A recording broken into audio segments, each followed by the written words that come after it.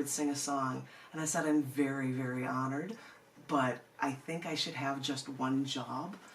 It would probably seem strange if I'm marrying you and then, well, let me take a break and sing you a song. So I said, I'll just take that one. You know, you've got other friends that can sing and do stuff, and I'll just try to look more responsible and respectable as a minister for a wedding. But it was a lot of fun. It was a lot of fun.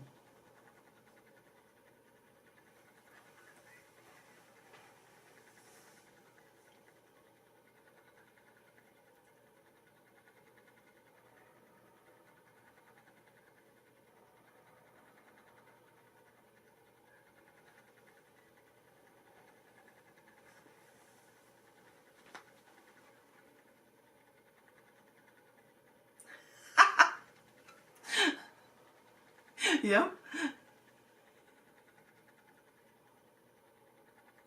You would like another poem. All right. Then let me. I was looking forward to sharing information about new book releases this year. There are collection books of mine from past performance art shows. And they all run on a theme, starting with a thing called Chapter 18, 28, 38, 48. And this year, 2 books of Chapter 48 were released, volumes 1 and 2. And because I was a Chicagoan, they both have pictures of Chicago on the cover. One is a shot at nighttime, which is a great shot of the city, the beautiful shot from the John Hancock building, actually. And the second one, Chapter 48, volume 2, has a shot of flying away from downtown Chicago, because it has poems from shows that are not only in Chicago, but also from where I've recently moved to in Austin, Texas. So let me find, I'm going to share one very, very short one, because these are all from different shows. This was from a show that I had done at the library that was 5 blocks from my house.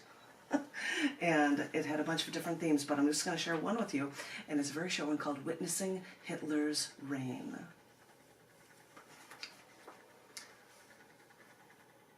I've watched the hopeless struggle for so many years, knowing their fate was ultimately sealed just by knowing him. I cry, but no tears come out. And that is all. As I said, just a short one for you from one of my many shows that are in that book, Chapter 48, Volume 1. I was invincible. I would get things done faster than they would, and they would come to me for answers, and I would have them. I don't know.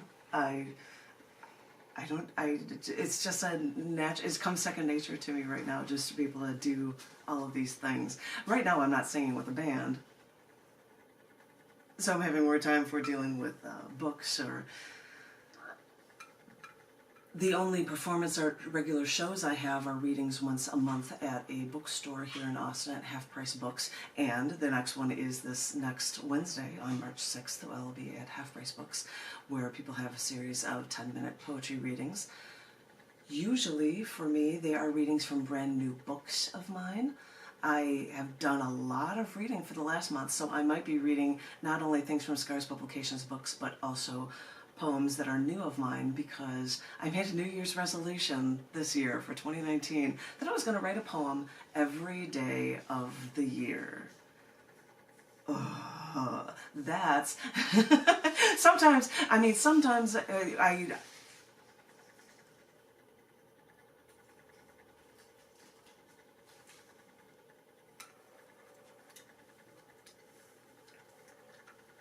Oh, that's a cool idea.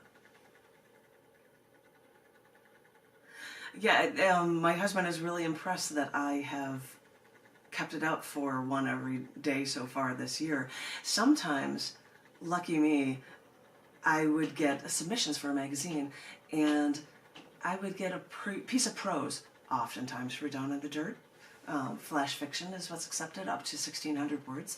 So something might leave just a little bit of room on the last page. Not going to be enough to have a piece of artwork on.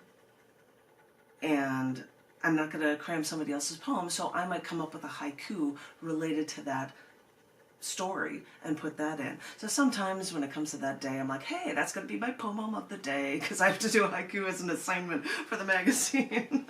But and the thing is, when I get writings from people for Down in the Dirt, if somebody sends me a haiku, I accept it, and they get an entire page with a lot of white space around it. I give the props to the writers that have sent me stuff that I find is worthy of having enough space in a magazine. So sometimes I do that, and sometimes a holiday will come. Yesterday was Texas Independence Day, and I happened to be at a gun range, so I said this seems like a perfect place to write a poem, even though I'm not a Texas native, about the drive and the desire for independence and sovereignty from other people, especially when they were fighting with Mexico.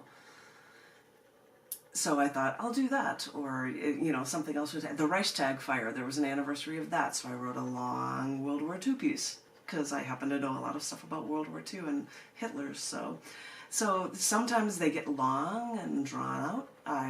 My parents' wedding anniversary was February 18th, so I wrote something about their love when they were young, as I grew up and saw it, and even until both of them passed away. So it would depend, because sometimes I'd look for a calendar or a holiday, or if I have a reason to write something. Sometimes it's just trying to get something to, hey, I've got to fit something into a magazine because I accepted it that day, kind of thing. So it's been working so far. And some of the things I'm doing especially because are about holidays. Someone gave me a book that suggested to me having a book release of poems for every holiday or every event of the year. So I've been looking over things I've had over the years. I wrote a poem about the death of John Lennon, so that can go on December 8th. And looking for things to fill out for many holidays throughout the year. So I'm writing things now that are going to potentially later appear in an every event of the year book of mine as well, whenever that gets completed. It won't be this year, obviously. So yeah. So coming in different book projects, yeah.